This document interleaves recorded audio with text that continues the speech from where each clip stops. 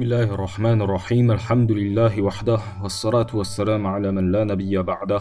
Assalamu alaikum wa rahmatullahi wa barakatuh. Donc mes frères et sœurs, j'espère que vous allez bien, que vous vous portez bien en écoutant cette vidéo. Alors voilà, ce sera la première vidéo sur le sujet des fake news, donc anti-fake news sur ma chaîne. Donc cette vidéo, elle sera sur une réponse que j'ai souvent entendue, peut-être que vous-même avez souvent entendu, je ne sais pas. À vous réfléchirez si vous avez déjà entendu ça. En tout cas, moi j'ai entendu plusieurs fois. Il s'agira de parler aujourd'hui des vaccins. Et plus particulièrement, est-ce que les savants ont parlé des vaccins de manière générale, umuman? Est-ce qu'ils ont parlé des vaccins de manière générale? Parce que j'entends souvent dire pourquoi les savants ne parlent pas des vaccins, pourquoi ceci. Donc dans cette vidéo, on va voir si les savants n'ont pas parlé des vaccins. Et on va voir si c'est vrai ou si c'est encore quoi, une fake news, une fausse information, une rumeur répandue. D'accord? Juste avant de commencer, je vais un petit peu réexpliquer, Inch'Allah, le but de ma chaîne, d'accord? Inch'Allah ta'ala, c'est de répondre à tout type de fausses informations, d'informations erronées ou de rumeurs, d'accord? Tout ça rentre dans les fake news, d'accord? La propagande, ainsi de suite, des fausses informations. Comme j'ai dit dans la première vidéo que j'ai faite, j'ai constaté, et je pense que beaucoup constatent aussi autour de vous, que on propage des informations et on ne vérifie même pas d'où vient cette source-là. Qui l'a dit? C'est quoi la source? Voilà, il y a plein de choses, il y a plein de paramètres. Et il est assez facile de rechercher la source, d'accord? Il est assez facile de rechercher les sources. Après, tout dépend du sujet, mais voilà. Et donc, du coup, propager des choses et après, qui s'avèrent fausses, que vous avez propagé, parce que même moi, ça m'est déjà arrivé, malheureusement. C'est pour ça que maintenant, j'essaie de faire le plus attention, depuis un certain temps. Ça m'est déjà arrivé, hein, je suis un être humain, je ne pointe du doigt personne spécialement, mais je fais très attention déjà. À la base, je fais déjà très attention de ce que je propage, et ça a pu m'arriver de propager des informations qui n'étaient pas vérifiables, d'accord? Et du coup, il est là le danger. C'est que, par exemple, même si vous, parce qu'on sait qu'aujourd'hui, il y a, on va dire, deux camps dans les vaccins, ou en gros dans le complot. Vous avez ce qu'on qualifie de complotistes, les gens complotistes. Moi forcément on va me mettre dans cette case là, hein, après je m'en fous. Et il y a les gens qui te disent, soi-disant, c'est eux qui disent la vérité, d'accord? Et entre les deux il n'y a pas de balance, ou très rarement les gens ils sont dans le juste milieu. Et pour donner un exemple qui est concret et réel, c'est que vous remarquerez vous-même que par exemple quand on est d'une certaine tendance de pensée, on a tendance à propager les choses qui vont dans notre sens sans les vérifier. Parce qu'on se dit, ouais, j'ai déjà vu des choses comme ça qui s'avéraient réelles. Mais le problème, c'est que quand tu propages une chose et que l'auteur que tu dis qu'il a dit cette chose-là, ou que par exemple sur le sujet des vaccins, les savants, j'ai déjà entendu plein de fois, les savants, pourquoi ils parlent pas des vaccins? En gros, c'est des savants du palais, ainsi de suite. Genre, on entend plein de trucs, Allah musta'an. Et donc, on parle sans vraiment connaître les sujets, sans vraiment avoir fait de recherche. Parce qu'on répète ce qu'on a entendu. Ah ben voilà, moi j'ai jamais vu les savants. Et c'est pas parce que tu n'as jamais vu, par exemple, les savants musulmans parler des sujets du vaccin qu'ils nous ont jamais parlé. Et du coup, comme j'ai montré dans ma vidéo, ma toute première vidéo, la présentation sur ma chaîne, la présentation de cette chaîne-là, Anti-Fake News, dans la vidéo du frère, l'imam Mohamed Nadir, hafidallahu ta'ala, il passait certains en gros, screens de certaines informations. Et le danger des fake news, c'est que dans le pire des cas, ça peut aller jusqu'au meurtre. Hein, vous avez un moment dans la vidéo, il parle des personnes qui ont été lynchées. Et dans la description de la vidéo précédente, j'avais mis dans la description, cette information, voilà, pour vérifier, comme ça vous pouvez lire l'histoire entière, ce qui s'est passé. Ça date de 2018. C'était en Inde, un truc comme ça. Des gens ils se sont fait lyncher à cause de fake news. D'accord? Et à un moment, ils disent très clairement que ceux qui ont lynché ces personnes-là, donc ils ont tué ces personnes-là, ils ont dit en fait, après ils se sont rendus compte en fait c'était faux. Ce qui était répandu en fait c'était par rapport comme quoi il y avait des kidnappeurs d'enfants et que c'était pas vrai en fait, c'était des fake news. Et donc ils ont vu des autres gens arriver et c'est là ils ont lynché ces gens-là parce que ils ont cru que c'était des kidnappeurs d'enfants. Et donc ils les ont tués quoi, ils les ont lâchés et ils les ont tués. Ils avaient 20 pas plus de la trentaine ils avaient. Bref, ils étaient deux à être morts. Et du coup après ils ont dit quoi? Quand ils ont vu que c'était pas vrai, quand ça s'est aperçu que c'était pas vrai, que c'était pas des kidnappeurs d'enfants, que c'était pas vrai cette information là, ils ont dit tout ça c'est à cause des réseaux sociaux. Et là le danger c'est que les gens ils se rendent pas compte de ce que quand ils propagent des choses, ça a un effet boule de neige, ça va très très vite. Ça va très très vite et ça peut faire des dégâts. Et dans le pire des cas justement, ça peut faire des morts. Et dans le meilleur des cas, même si c'est pas le meilleur, hein, mais on va dire dans le moins pire, on va dire, c'est que ça peut détruire des gens. Ça peut détruire des familles, ça peut détruire des gens. Et ça, si on s'en rend pas compte, on s'en rend pas compte assez malheureusement. Et c'est pour ça que ça me pousse à faire une chaîne comme ça, anti-fake news. Donc ça répondra à tout type de fake news. Ça veut dire autant du côté complotiste, de toute façon, je dis complotiste pour que vous me compreniez, hein, d'accord? C'est-à-dire qu'ils sont la thèse complotiste, hein, ce qu'on qualifie de complotiste. Parce que malheureusement, comme je dis, quand on est d'un certain parti, moi, ça m'est déjà arrivé, c'est pour ça que maintenant, à l'avenir, maintenant, là, Inch'Allah, je fais très attention. Et c'est ce que je vous incite à faire. C'est pas parce que, par exemple, sur les vaccins, un truc comme ça, ou parce qu'il y a des gens qui pensent comme vous, que c'est forcément tout ce qu'ils vous disent, c'est vrai. Et au fur et à mesure avec la chaîne, Inch'Allah, moi je ferai des vidéos de temps en temps hein, sur ce sujet-là, hein, pas toutes les semaines, mais bon, je verrai bien, tant qu'il y a des choses qui me conviennent, qui me semblent importantes à partager, je le ferai. Parce qu'il y a une grosse importance. Il y a trop d'informations aujourd'hui et on se donne même pas la peine d'aller vérifier les sources. Parce que voilà, on peut vérifier. Je vais vous le prouver justement avec les vaccins que là il suffit juste de vérifier, de taper juste un truc, même en français, sur les vaccins. Je vais vous le montrer après. Et comme ça nous évitera de parler à tort et à travers et d'accuser les gens. Par exemple, de médire, parce que c'est de la médisance ce qu'on fait. Même pas, c'est de la calomnie. D'accord? C'est de la calomnie. D'accord? Bohtan. C'est de la calomnie. Par exemple, là, quand vous disiez, les savants n'ont pas parlé, en gros, les gens, ils disent, ouais, c'est les savants du palais, ils parlent jamais, regardez, c'est pas ça, c'est de la calomnie. Comme on va le voir, ça s'appelle de la calomnie. Bohtan. Et ça, on va le voir vite fait. Avant de rentrer dans les détails, je fais une introduction, désolé, mais ça me semble important, c'est pour la première vidéo. C'est grave. Ça fait partie des minad kaba'ir, ça fait partie des grands péchés de calomnier une personne. Alors en plus, les savants musulmans, c'est encore pire. Parce que ce sont les héritiers des prophètes. Donc on a tendance à parler des fois, d'agiter nos langues. Et comme on dit l'expression, il faudrait mieux tourner 7 fois sa langue dans sa bouche avant de parler. Et du coup, je rappelais juste certains textes sur la médisance ou sur le fait, comme je vais rappeler deux textes, deux hadiths simples et un troisième après sur la médisance et la calomnie. Alors, vous avez vu l'autre fois dans le hadith le frère qui l'a rapporté.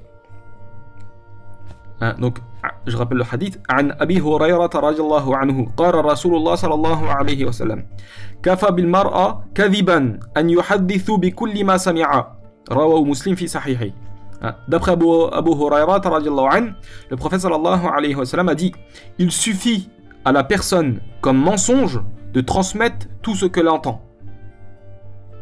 Il suffit comme mensonge, hein, tu seras qualifié de menteur en rapportant tout ce que tu entends, sans vérifier. Tout ce que tu entends. Parce que si tu rapportes tout ce que tu entends, forcément, comme le frère disait, tu vas rapporter des informations vraies, à la fois vraies et fausses, parce que tu n'as pas à vérifier. Et il y a une autre version qui dit: wa fi riwaya kafa bil mar'a ithman an yuhadditha bi kulli ma sami'a. Rawahu Abu Daoud fi sunanihi wa sahahaha al-Sheikh al-Albani fi tahqiq sunan Abi Daoud. Hein, donc l'autre version c'est, et dans une autre version, il suffit à la personne comme péché de transmettre tout ce qu'elle entend. Hein, rapporté par Abu Daoud dans ses Sunan et authentifié par Sheikh Al-Albani dans sa correction des Sunan d'Abi Daoud. Donc ça, première chose, tout ce que tu rapportes et que tu n'as pas vérifié, tu es comme un menteur. Parce que forcément, au bout d'un moment, tu vas te tromper, tu vas rapporter des choses qui ne sont pas vraies. Et le pire dans tout ça, c'est ce hadith-là, hein, qui parle de la médisance et de la calomnie. Mais là, nous, ça ne concerne pas la médisance, mais ça concerne la calomnie. Calomnier, inventer des mensonges sur une personne. Calomnier une personne. Alors, عن أبي هريرة رضي الله عنه قال رسول الله صلى الله عليه وسلم أتدرون ما الغيبة hein? Savez-vous ce qu'est la médisance? Donc Abu Huraira rapporte que le prophète sallallahu alayhi wa sallam a dit, il a demandé aux compagnons, il a dit, savez-vous ce qu'est la médisance? Hein? Ils ont dit, Allahu wa rasulu a'lam. Allah et son messager sont plus savants. Qu'est-ce que c'est le ghaiba? Qu'est-ce que c'est la médisance? Et le prophète sallallahu alayhi wa sallam de répondre, dhikruka akhaka bima yakrahu, hein, qui signifie que tu mentionnes ton frère par quelque chose qu'il déteste. D'accord? Donc là, on va pas rentrer dans le sujet de la médisance, hein, mais voilà, juste déjà mentionner une chose qui est dans ton frère, même qui est vrai, c'est même pas, c'est un péché, c'est de la médisance. D'accord? Après, bref, on va pas rentrer dans les détails de la médisance permise, mais c'est pas ça. Le sujet, c'est là de la calomnie, d'inventer des mensonges. Et après, il dit, donc les sahaba, certains ils ont dit, in kana fihi, fataqulu faqadi irtabatahu, irtabatah, wa in lam yakun fihi faqad bahata.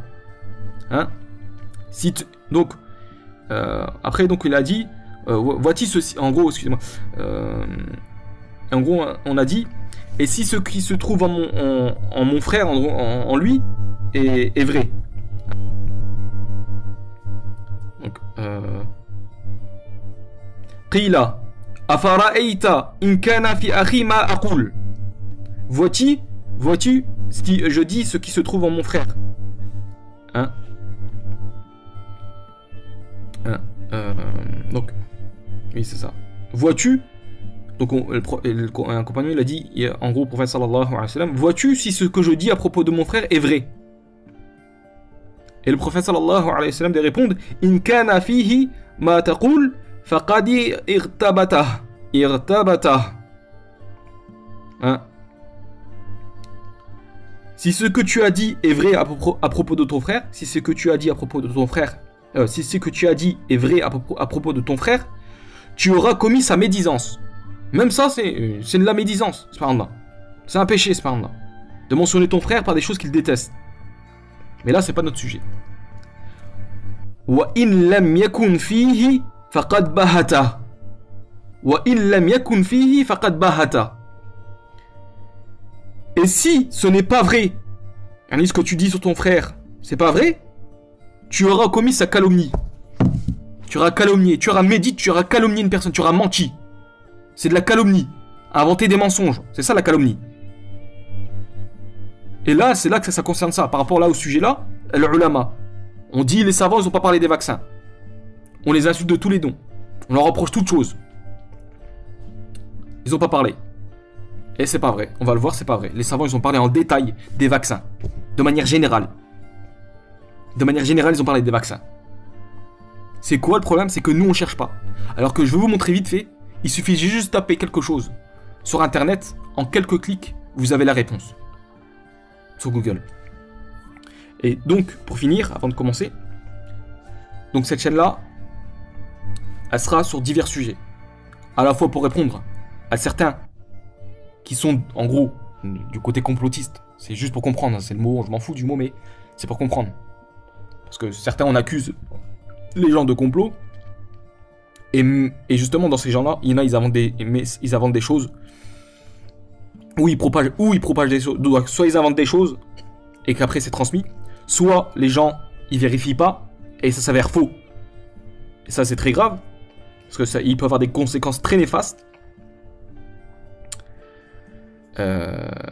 Donc voilà, c'est ça en gros.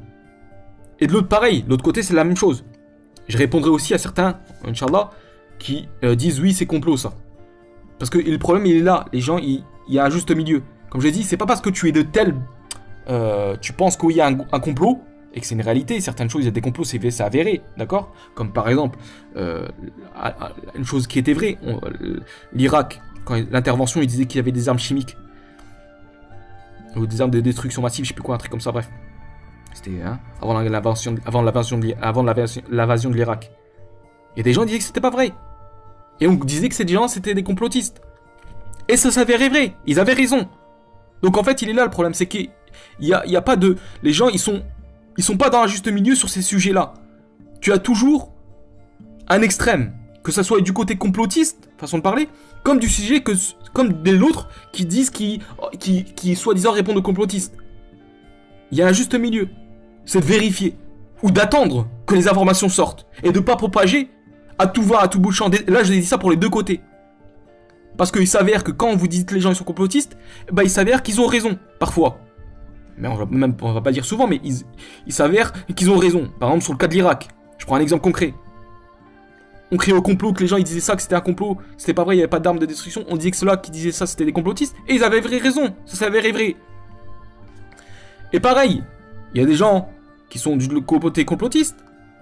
Ils te disent que ce que les autres propagent, c'est faux.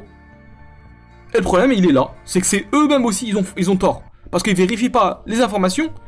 Et après, ça nuit au vrai, comme Michel Collomb il disait une fois dans une vidéo.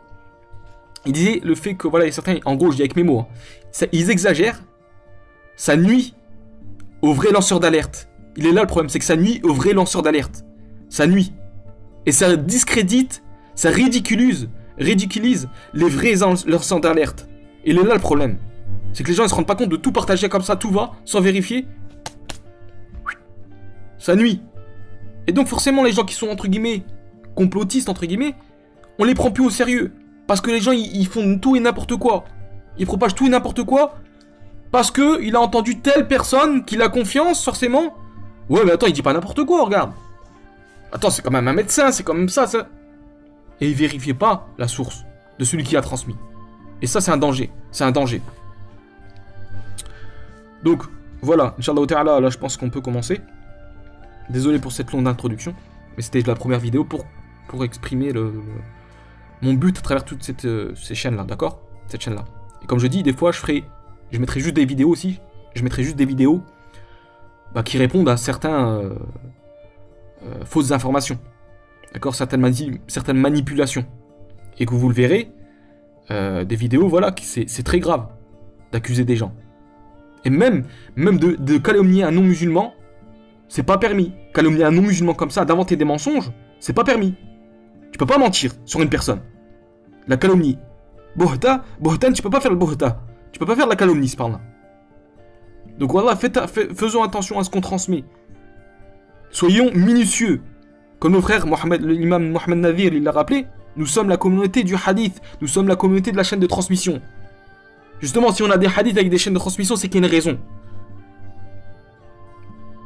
Hein, c'est comme, si je ne me trompe pas, c'est Mohamed ibn Sirin, rahimahullah, il disait, s'il n'y avait pas les chaînes de transmission, tout le monde pourrait dire tout ce qu'il veut. Mais justement, s'il y a des chaînes de transmission, des sources, en gros, c'est qu'il y a une raison. C'est que comme ça, on peut savoir qu'est-ce qu'a dit cette chose-là, et ainsi de suite. Qui est cette personne? Est-ce que c'est une menteuse ou pas? Et justement, aujourd'hui, il est là notre problème dans les réseaux sociaux, c'est qu'on vérifie pas ce qu'on transmet. C'est comme une chaîne de transmission. Hein. Tu sais même pas c'est qui te transmet ces informations, des fois. Ou tu dis, des fois, il y a des mots. Parce que accrocheur, tu dis, waouh, regarde. Tu te montres un document, mais en fait, le document, il est même pas vrai. Combien de fois? Là, juste en 3 jours, hein. Juste en 3 jours, j'ai vérifié 3 informations qui se sont avérées fausses. Ou manipulées. Et voilà, ça prouve, franchement, ça prouve que le danger de pas vérifier. C'est pour ça que moi, les informations maintenant, comme j'ai dit aux frères, me transmettez plus d'informations. En tout cas, je vérifie. Parce que, mais après, voilà, je veux pas tout. Les informations, j'essaye de faire attention, pas trop regarder parce qu'il y a trop d'informations et c'est fatigant. D'accord, il y a autre chose à faire plus bénéfique, Inch'Allah ta'ala. Mais le mouille. Donc voilà pour l'introduction. Barakallahu fikoum. Donc, Pour entrer dans le sujet du vaccin, il suffisait juste de taper sur Google, cher Google, hein, les vaccins en islam. Ou vaccins en islam. Vous tapez soit les vaccins en islam ou vaccins en islam. Soit vous tapez les vaccins en islam ou vaccins en islam. Et après vous descendez. Donc là, voilà, il parle de certaines... Par exemple, là, il y a un grand... J'avais vu... vous descendez. Et voilà. Là, vous avez la fatwa de Islam K, du Cheikh Salah Hamoun-Najid. Simple, regardez, ça prend 2 secondes. Hein. C'est pas long. Hein. Vous descendez un petit peu, paf, vous trouvez la fatwa. Juste en tapant vaccin en islam ou les vaccins en islam. Et on va voir après les détailler. Et là, voilà, avant de rentrer, il y a ça aussi. Donc, quand vous voulez chercher, vous allez trouver. Des fois, ça peut être long, mais il faut chercher. Il faut être minutieux dans les informations. Pour pas passer pour quelqu'un d'un menteur. Parce qu'après, auprès des autres, tu es discrédité. Tu commences à être discrédité en rapportant des choses que tu n'as pas vérifiées. Après, quand il y a des contre-arguments, par exemple, s'il y a des arguments qui... Ça, c'est pas le problème. Parce que forcément, dans le sujet médical, tu vas voir tout. Dans le sujet médical, là, parce qu'on est sur les vaccins, tu vas avoir des gens qui sont pro-vaccins et il y a des gens qui sont anti-vaccins. Et entre les deux, pour moi, il y a un juste milieu. À chaque fois, c'est ça le juste milieu. À chaque fois, ça, c'est... Prenez, en gros, ça, c'est comme dans ce que je lisais de Cheikh l'Islam Ibn Taymiyyah, quand elle a fait la aqida al-wasitiyya. La aqida du juste milieu, en gros. Al-wasitiyya. À chaque fois, il donnait des exemples. Il donnait l'exemple de la foi. Dans l'iman, il disait... Soyez pas comme les Khawarij, qui ont fait de la foi un bloc. En gros, que celui qui fait un grand péché, il est sorti de l'islam, donc il n'y a plus de foi. Et faites pas comme les Murji'a. Hein, ceux qui disent que tu peux faire tout, en gros, dans les pires. Hein. Tu peux faire voilà, toutes les mauvaises actions, ta foi, elle est toujours pareille. Ainsi de suite. Non, il dit, il y a un juste milieu. Et le juste milieu, là, dans le sujet de la foi, c'est que tes péchés que tu fais, tes grands péchés, si tu fais des grands péchés, ainsi de suite, ça diminue ta foi. Al-Iman yazid bit-ta'a, la foi, elle augmente avec les obéissances. Ça, c'est un argument contre les Murji'a, en gros. C'est pour répondre aux Murji'a, plutôt.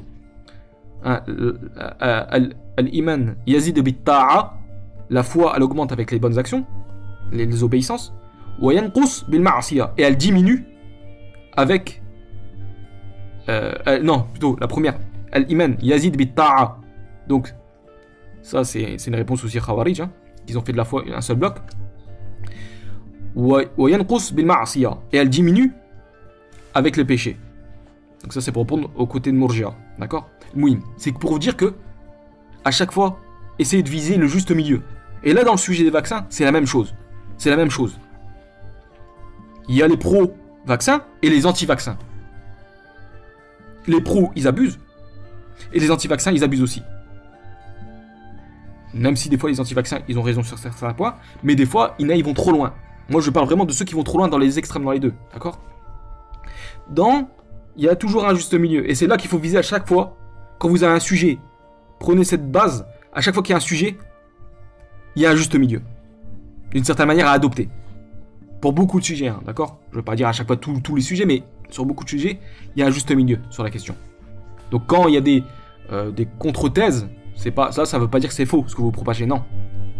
S'il y a par exemple des médecins qui ont parlé sur les vaccins, qui ont dit qu'il y avait des problèmes avec les vaccins, c'est réel. Je peux vous montrer. Je vais chercher juste quelques livres là.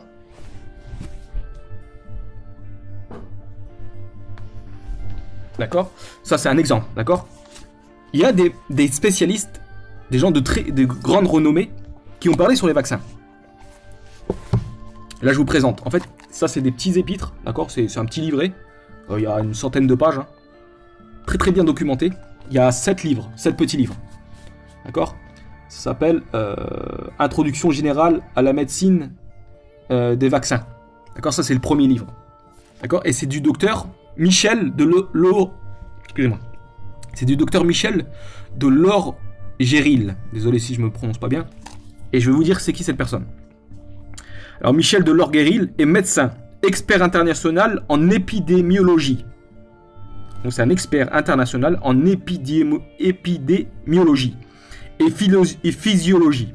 Diplômé d'université européenne, il intègre le CNRS en 1990.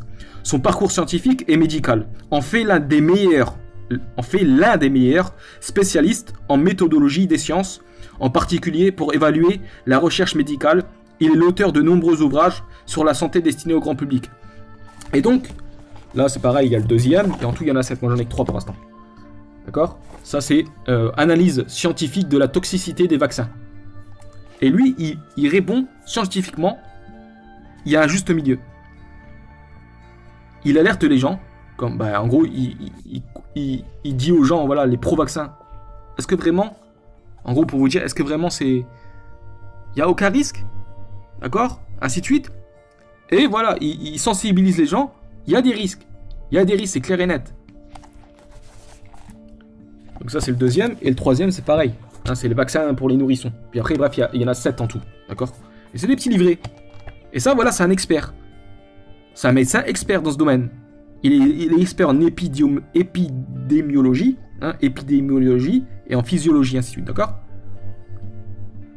Donc là, comme il dit dans le troisième livre, là, par exemple, vacciner un nourrisson de quelques semaines exige rigueur et prudence. 11 vaccins sont actuellement injectés avant l'âge de 2 ans. Ce programme vaccinal est-il scientifiquement légitime? Écoutez bien, ce programme vaccinal est-il scientifiquement légitime?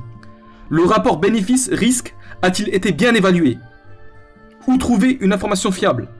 Voilà, ça il va dans ce livre-là, par exemple dans le troisième, ou à travers de tous ces livres, il répond. Et ça, c'est pour moi, c'est un juste milieu. Bénéfice-risque. D'accord? Donc vous pouvez vous informer avec des choses vraiment, avec des gens dignes de... Voilà, c'est leur métier, c'est des experts. D'accord? Donc comme je dis, s'il y a des gens qui vous disent oui mais non, regardez, il y a les médecins, ils ont dit que non, c'est pas vrai, il n'y a aucun problème avec les vaccins, c'est pas vrai. Il y a des grands experts, comme cet expert qui explique des dangers qu'il y a, ainsi de suite, et qui répond, voilà, qui bénéfice-risque, ainsi de suite. Et là c'est pareil, quand on accuse les savants de ne pas parler, c'est pas vrai. Parce que déjà, sur le sujet des vaccins, les savants, ce n'est pas des médecins. Donc qu'est-ce qu'ils font les savants? Ils vont consulter des experts médicaux. Ils vont consulter des médecins experts dans ce domaine-là, la vaccination, ainsi de suite. Parce que c'est pas leur domaine. Donc ils vont questionner les médecins, faire des colloques, c'est ce qu'on va voir après à la fatwa, et après, ils vont rendre un jugement, tout en prenant les règles islamiques. Qu'est-ce que dit l'islam en gros par exemple sur le cas des vaccins? Qu'est-ce que dit l'islam? Qu'est-ce que c'est les règles? En gros, voilà, il y a des règles, d'accord? Si ça nuit, ben, on peut pas le prendre. Si ça nuit, s'il y a plus de méfaits que de bienfaits, on peut pas le prendre. Comme on va voir, c'est interdit au bout d'un moment. Et donc, on peut pas accuser les savants. Eux, ils ont rendu un jugement par rapport à des médecins qui leur ont donné des avis. D'accord? Donc après, si eux, les savants, c'est pas eux qui se sont trompés, eux, ils se sont basés sur des gens qui sont experts. D'accord? Qui ont un certain niveau de connaissance. Et on sait très bien qu'aujourd'hui, bah voilà, en gros, les savants, les médecins, ainsi de suite, ils vont étudier où la médecine? En général, ils vont étudier dans les pays européens, occidentaux. Parce que c'est là que c'est le plus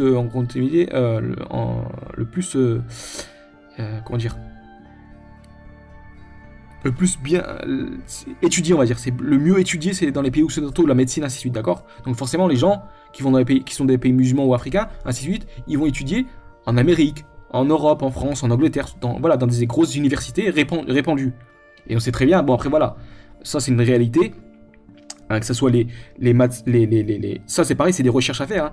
C'est parce qu'en fait, si je vous dis ça, c'est parce que si vous voulez argumenter, je sais pas, moi je cherche pas le débat, parce que ça m'intéresse pas de débattre avec les gens parce que les gens, voilà, ça sert à rien, c'est des polémiques sans fin, et ça me sert à rien. Mais si vraiment vous voulez argumenter, ayez des arguments, vraiment venez avec des arguments, voilà, indiscutables d'une certaine manière. Que vraiment c'est sourcé. Parce que le problème c'est que là, par exemple, là, vous voyez, en dessous il y a une autre faute, en gros, c'est Arab News, je sais pas quoi.fr, qui rapporte un éminent érudit musulman dénonce les infox autour du vaccin anti-Covid. Ça c'est pareil, c'est le Shir Mohamed Tahir Al-Qadri, c'est un imam qui est Canada, qui est un Pakistanais. Et des gens, voilà, ils disaient que voilà, il y avait dedans, il y avait de l'alcool, il y avait du porc, ainsi de suite. Bref. Et lui, bref, le shir, il dit, voilà, ça c'est des fausses choses, d'accord? Et du coup, il est là le danger. C'est que voilà, on dit tout et n'importe quoi et on fait pas attention. Donc, rien, Inch'Allah. Je pense que j'ai tout dit, j'étais même un petit peu très long. Donc là, on va rentrer dans la fatwa. La fatwa, là, en arabe, français, regardez. D'accord? Il y a plusieurs langues. Je mets pas en français, pourquoi? Parce que des fois, la traduction en français, il y a des petites tournures de phrases qui sont pas très... Donc je vais corriger en même temps, Inch'Allah ta'ala. Alors, donc c'est la question, c'est لقاحة الطبية التي تطعي الأطفال هي موضوع تساؤلي فنظريات سائدة تقول إنه بمجرد إعطاء الطفل نسبة بسيطة في فيروس المرضى فلاني وهو ما يعرف باللقاح فإنه بذلك يكتسب مناعة ضد هذا المرض بقية حياته لكن قلقي زاد هذا الأمر بعد أن قرأت أن اللقاحات التي تعطي الأطفال معظمها سيخلص من دم الفاسد لإحصانه ومن قيح بعد الأبقار المريضة ومن دام الخنزير ومن مخ الأرانب ومن كلية الكلاب ومن رحيم الدجاج وقائمة تطول فالذي أريد أن أعرف هو حكم هذه الأشياء وهل يجوز للأبناء أن يعطوا لأبنائهم هذه لقاحات وإن كانت هذه معلومات التي فرأتها صحيحة فمعنى هذا أن أطفال العالم يحقنون بمواد نجاسة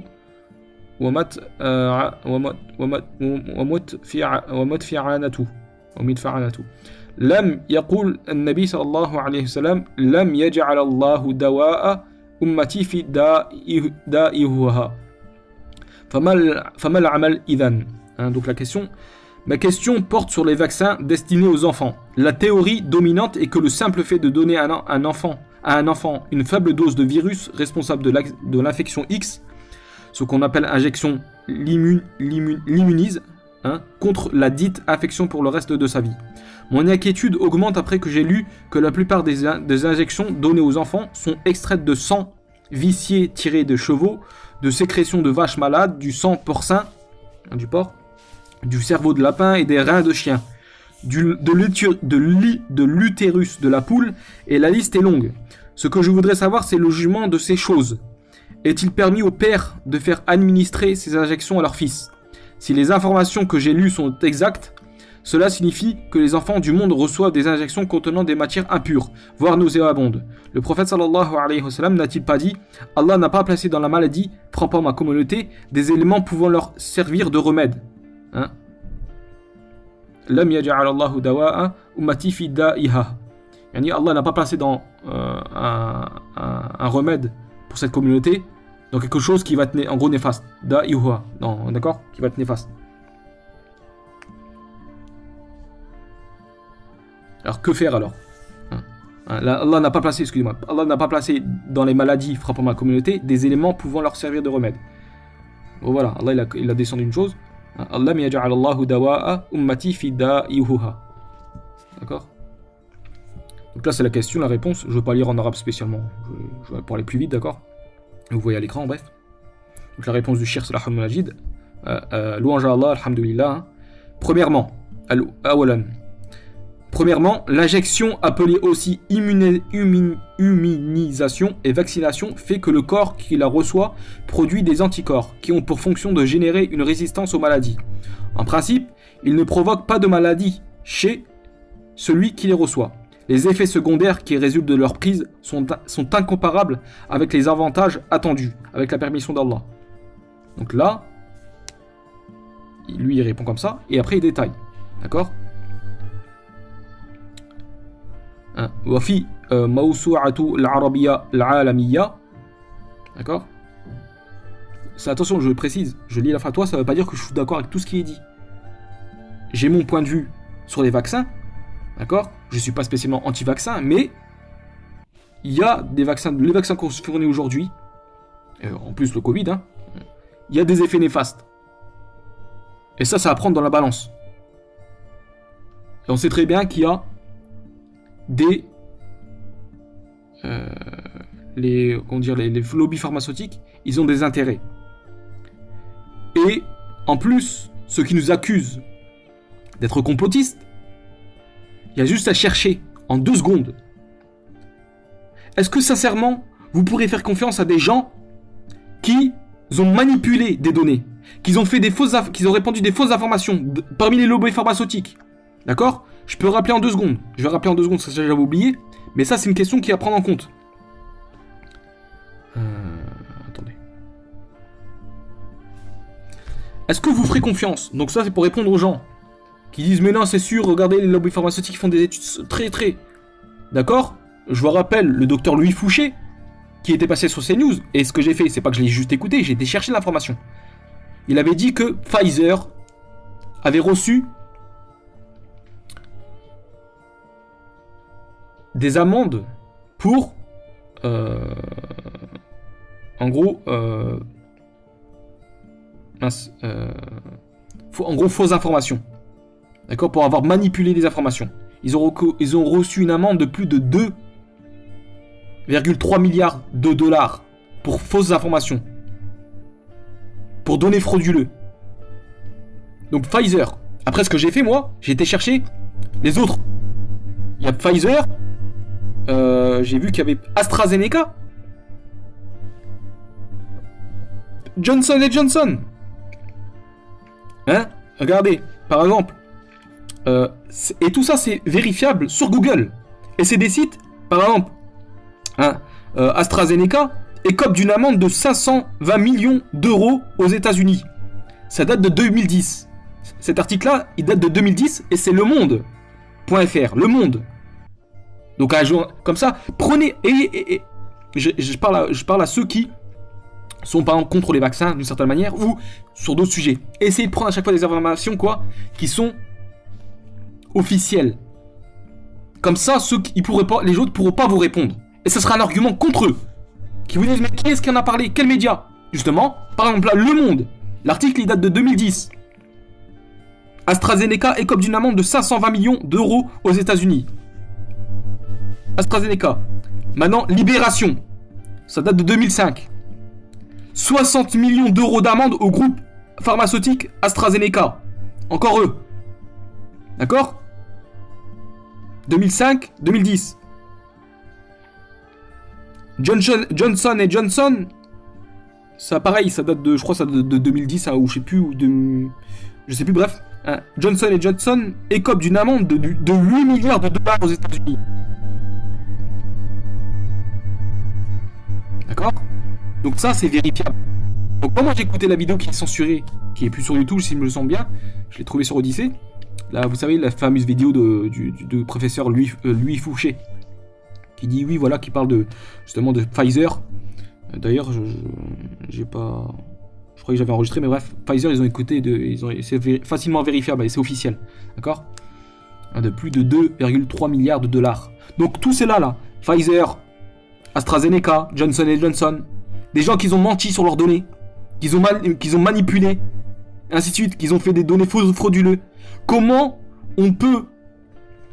Là, quand je dis données frauduleuses, tout ça, ça veut pas dire tout cela, mais je parle de manière générale.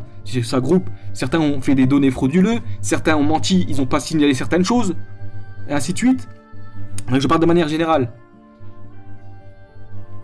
Comment on peut faire confiance? Moi, je dis réponds à ces gens-là. Comment on peut faire confiance à des gens qui ont manipulé des informations, qui ont fait des fausses informations dans leurs données, qui ont tué certaines informations très importantes? Comment on peut faire confiance à des gens comme ça? Soi-disant, ils font des études approfondies, alors qu'ils ont écopé des milliards et des millions d'amendes pour données frauduleuses, ainsi de suite. Donc ça, c'est un argument contre eux. Et c'est officiel. Et par exemple, là, il y a Euro parle. Donc c'est un document officiel du Parlement, en gros, par rapport européen, d'accord, hein, c'est, voilà, c'est le logo, là, vous voyez. On ne verrait pas bien, d'accord. Je pouvais le montrer, mais bref. L'Agence européenne des médicaments a octroyé une autorisation de mise sur le marché conditionnelle pour le vaccin de Pfizer-BioNTech sur la foi des données transmises par Pfizer. La Commission a négocié une option d'achat pour 2,3 milliards de doses de plusieurs candidats vaccins. Mais seuls ceux de Pfizer-BioNTech et Moderna ont été autorisés sur le marché européen à ce jour. Donc ça date du 13 janvier 2021, ça. C'est marqué là, d'accord ? Il faut remettre ça dans son contexte. Or, Pfizer a été condamné à de multiples reprises aux États-Unis pour falsification de données. Voilà, ce qu'il disait le docteur Louis Fouché, c'est ça. Or, Pfizer a été condamné à de multiples reprises aux États-Unis pour falsification de données, corruption active et versement de commissions occultes. En gros, des dessous de table. D'accord, pour faire passer leur truc. Vas-y, passez, allez hop. On vous donne de l'argent et faites passer ça. Parce qu'ils ont des intérêts. Donc comment on peut faire confiance à des gens comme ça? Des pourris comme ça? Et là, c'est un argument contre les gens qui disent les vaccins c'est sûr. Non, ils sont pas sûrs les vaccins. Et loin de là, ils sont pas sûrs. Hein, donc, corruption active et versement de commissions occultes. En 2016, le laboratoire Pfizer a également été également condamné en Angleterre à une amende de 84,2 millions de livres anglais pour la surfacturation du prix de son traitement contre l'épilepsie. En 1996, Pfizer avait aussi été accusé d'avoir provoqué au Nigeria la mort de 11 enfants et des dommages physiologiques sur beaucoup d'autres en testant sur eux un antibiotique. Wikileaks a révélé en 2010 que Pfizer aurait essayé de trouver des preuves de corruption contre le ministre de la Justice nigérian pour le contraindre à abandonner ses poursuites. Ce passif et les méthodes de Pfizer ont-ils été pris en compte par la commission lors des négociations? Non, parce que c'est là aussi, c'est des corrompus. Je dis pas tout. Je dis pas tous ces gens qui travaillent chez Pfizer ou ainsi de suite, c'est des corrompus. Mais ceux qui sont à la tête, c'est des corrompus, ces gens-là. Comme ceux qui sont à la tête de l'Europe. C'est des corrompus. Ça, on le sait très bien, d'accord? Il y a pas et c'est vérifiable. Toutes ces choses-là, Pfizer, AstraZeneca, Johnson Johnson, j'ai vérifié que cela, d'accord? Moderna, j'ai rien trouvé pour l'instant, mais ça m'étonnerait pas, tu vois, qu'il y a d'autres choses. Et pour vous dire que, si vous voulez argumenter pour les gens qui sont pro-vaccin, ramenez-leur ça. Et dites-leur, maintenant, est-ce que vous pouvez leur faire confiance à des gens comme ça? Qui c'est des menteurs, qui falsifient, je rappelle, falsification de données, corruption active et versement de commissions occultes. Hein, c'est gros, c'est des dessous de table. Pour faire passer leur truc. Ça se chiffre en milliards, en millions et des milliards qu'ils ont dû débourser. Mais ces gens-là, voilà, ce qu'ils récoltent avec leur vaccin, ainsi de suite, c'est encore plus bénéfique. Donc ce qu'ils balancent, certes, ils perdent de l'argent, mais ce qu'ils récupèrent, c'est encore pire. C'est encore mieux pour eux. Hein, donc ils en ont rien à faire de balancer un peu. Et ça, des histoires comme ça, il y en a à la ribambelle. Il y a même des films qui ont été faits sur des faits réels. Par exemple, il y a un film, ça s'appelle Dark Water. Hein, en gros, ça parlait des poils. En gros, tout ce qui était trucs Teflon. Et que ça a provoqué des cancers, des millions de cancers, des gens qui sont morts à cause des trucs Teflon. D'accord, des trucs qu'il y avait dedans. Dans les poils, tout ça, ainsi de suite. Et à la fin du film, ils vous montrent, voilà, tout ce qu'il y a. Et ils ont déboursé de l'argent, mais ils ont continué ces gens-là. Il y a pareil, il y avait un autre film. C'était sur les médicaments. Pareil. Laisse tomber. C'est vraiment de la corruption claire et nette. Donc comment on peut faire confiance à des gens comme ça? Et là, par exemple, sur le sujet des savants, sur ça, comme je dis, on le voit, ils ont parlé. Les savants ont parlé.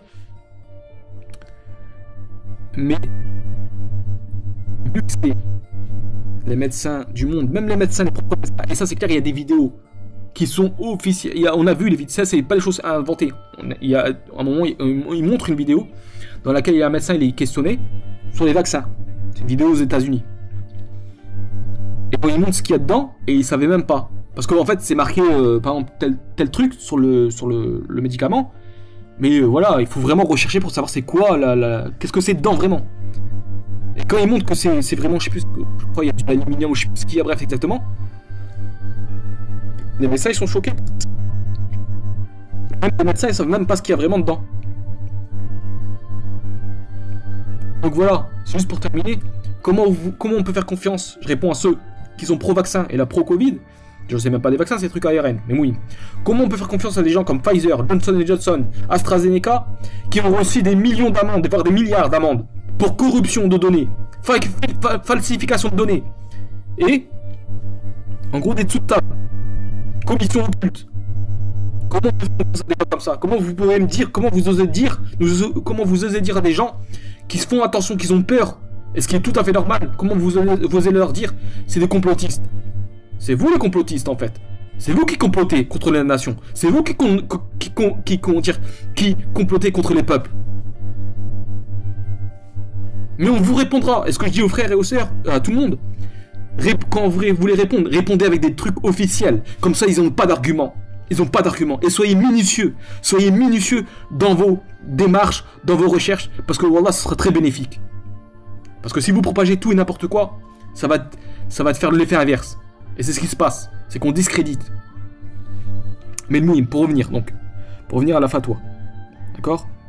Je tenais à préciser que, voilà, ce qu'il dit, il y a des effets bénéfiques, ça se voit, oui, après tout dépend de certains pays. C'est vrai que dans des pays, il y a des choses qui se passent, voilà. Bref, mais mouim, on va pas en parler de ça.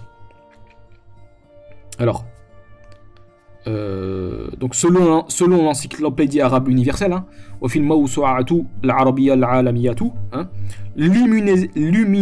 l'immunisation active est une autre appellation de l'injection. Le vaccin contient des éléments de nature à activer l'immunité du corps en produisant des anticorps opposés à une maladie contagieuse déterminée.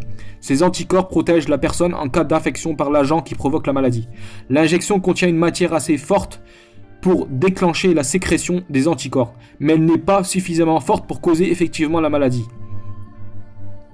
Oui, non, bref. La plupart des injections contiennent la bactérie responsable de la maladie ou des virus morts.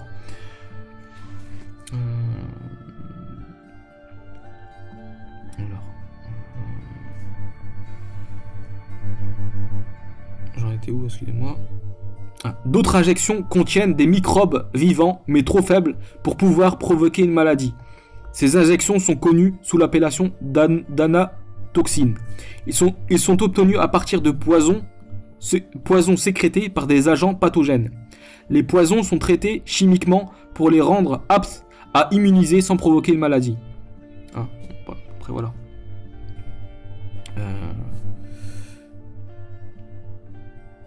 Deuxièmement,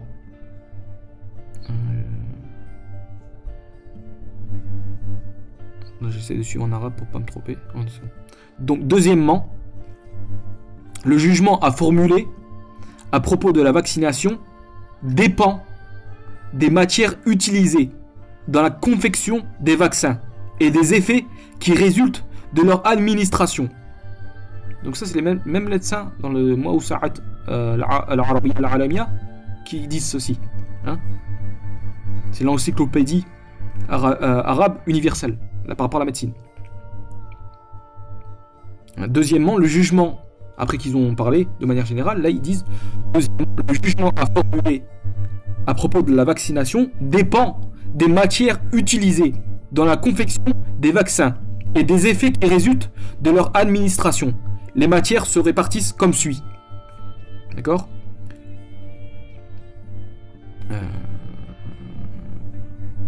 Le premier, donc les matières se répartissent comme suit par rapport au vaccin. Le premier type consiste dans les matières à usage licite qui ont des effets utiles. Nul doute que l'usage de telles matières est permis. Mieux, elles font partie des grands bienfaits dont Allah le Très-Haut a gratifié ses créatures. Elles constituent une performance médicale qui a permis d'éradiquer de nombreuses épidémies. Ça c'est la fin de la parole. Intaha. ثانيا ثانيا Donc là, ça va être, en gros, ça se divise en deux, on va dire. Shir Saad, attendez, j'en étais où? Shir Saad ibn Nasir al-Shatri, hafidallahu ta'ala, dit: parmi les questions concernant les épidémies et les maladies contagieuses figure le jugement de la prise d'une injection qui immunise contre les maladies en question. Nous disons à ce propos que les injections sont de deux sortes.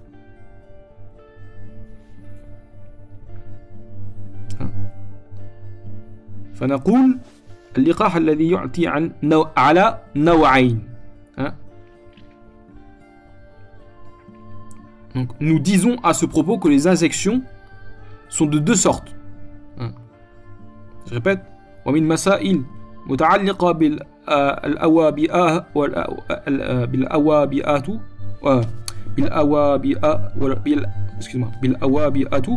والأمراض البعدية حكم أخذ اللقاح الذي يعطي من أجل الوقاية من هذا الأمراض فنقول اللقاح الذي يعطي على نوعين. Nous disons à ce propos que les injections sont de deux sortes. Naw' al-oula. La première est celle dont l'expérience a prouvé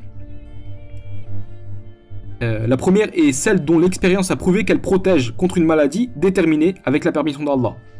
De telles injections sont assimilables au traitement car elles constituent une espèce dans la mesure où elles entrent dans le champ d'application de la parole prophétique: soignez-vous. Tadawa'u. D'accord? Leur prise est une manière de se soigner. Certains jurisconsultes trouvent leur prise problématique. Voyez? Même ceux qui autorisent parmi les savants, les jurisconsultes. Alors. وبعد الفقهاء اشتكل أخذ اللقاح وقال. Et là il va expliquer, d'accord? Certains jurisconsultes, donc certains fuqaha, trouvent leur prise problématique en se disant que ces injections sont une source atténuée de maladies transmises dans le corps pour le rendre apte à résister à la maladie réelle, car il s'agit d'habituer le corps à résister à la maladie. Ils se demandent comment se permettre d'inoculer une source de maladie dans un corps. Il paraît que cette opération ne comporte aucun inconvénient religieux.